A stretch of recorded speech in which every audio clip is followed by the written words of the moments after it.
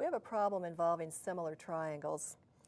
This pair of triangles is similar, and we would like to find the missing length, x, on this second triangle. Well, to do this, we can use a proportion, and let's just find two pairs of corresponding sides in these triangles. We can see, because of the way the triangles are oriented, that the side of this triangle with length 12 corresponds to the side of this triangle with length 9. And the side of this triangle with length 20 corresponds to the side of this triangle with length x. So we'll use those two pairs of sides to write a proportion that we can solve. We can say that 12 is to 9 as 20 is to x.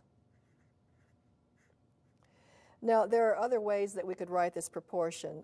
We could say that 12 is to 20 as 9 is to x. We could use this pair of sides with these two. There are a lot of different proportions that we could write, but this is one of them, and this is the one we'll solve. To do this, I'm going to multiply both sides of this proportion by 9x to clear the fractions. So we have 9x times 12 over 9